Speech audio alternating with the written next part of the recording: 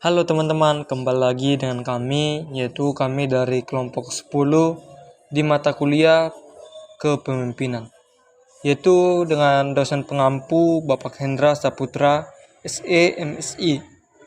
Dan pada saat ini kami di video kali ini, yaitu membahas di tugas rekayasa ide analisis problematika kepemimpinan dalam masyarakat yang diberikan oleh Bapak Hendra Saputra SEMSI kepada kami, yaitu salah satu dari tugas KKNI. Kami dari kelompok 10 terdiri dari 4 orang.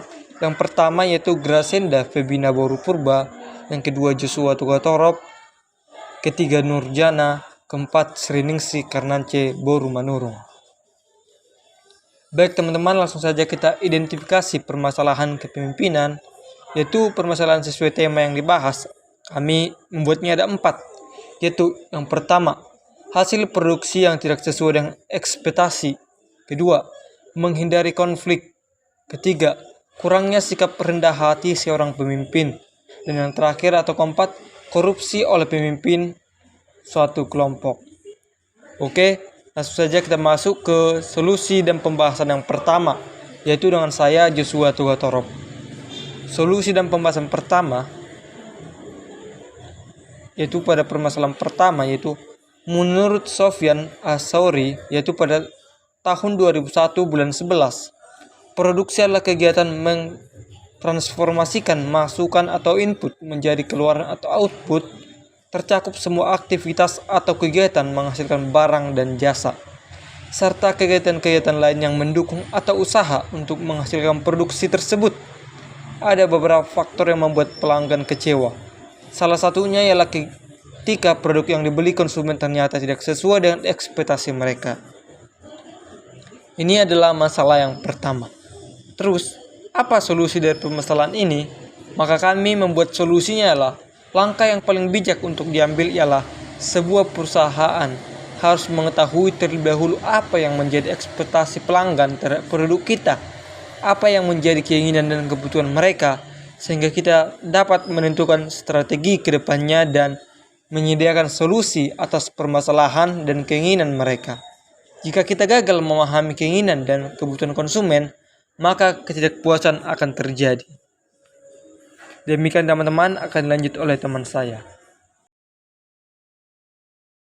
Perkenalkan, nama saya Grasenda Febina Purba. Saya akan melanjutkan pembahasan rekayasa ide kami tentang solusi dan pembahasan permasalahan yang kedua.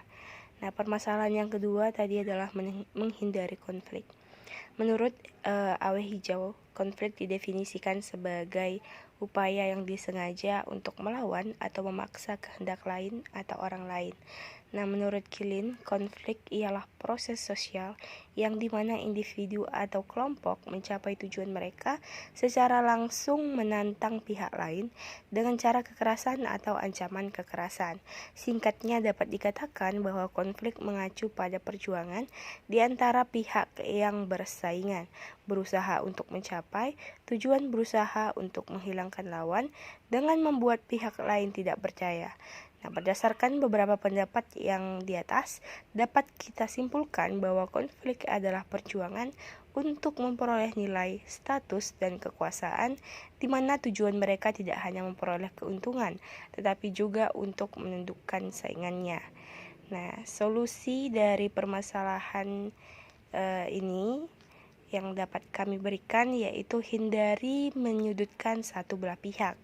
Nah, menjadi seorang pemimpin dalam sebuah organisasi haruslah adil dan tidak memihak siapapun.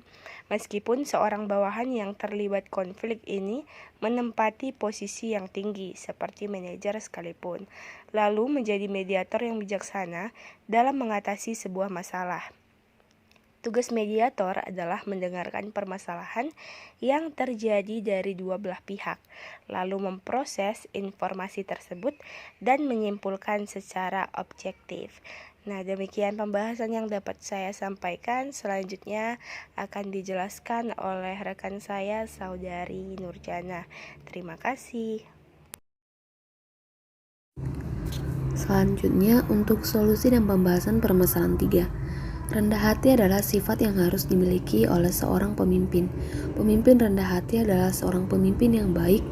Dia tidak memiliki sifat sombong dan tidak pernah merasa tinggi atas semua pencapaian yang telah diraihnya. Justru, ia merasa belum ada apa-apanya dan masih menjadi seorang pembelajar. Solusi dari permasalahan ini adalah 1. Terbuka terhadap pendapat orang lain. 2. Peduli dengan kebutuhan tim. 3. Mengakui kesalahan. 4. Menerima kemungkinan terbaik dan terburuk. 5. Merenungkan diri. Dan yang keenam, membiarkan orang lain mengerjakan tugasnya. Selanjutnya, untuk solusi dan pembahasan permasalahan keempat. Menurut William J. Chambliss dalam Criminal Law in Action, korupsi merupakan produk konstruksi sosial. Korupsi di kalangan bawah adalah hasil konstruksi sosial dan terkait dengan korupsi kalangan atas yang lebih dahsyat. Korupsi tidak hanya dilakukan oleh pejabat, pengusaha, dan pegawai negeri atau swasta, tetapi juga dilakukan oleh orang-orang yang berhubungan dengan lembaga-lembaga sosial, bahkan lembaga keagamaan. Solusi dari permasalahan ini adalah: pertama, mengedepankan nilai keagamaan, kedua, memperbaiki moral, dan yang ketiga, memberikan sanksi tegas.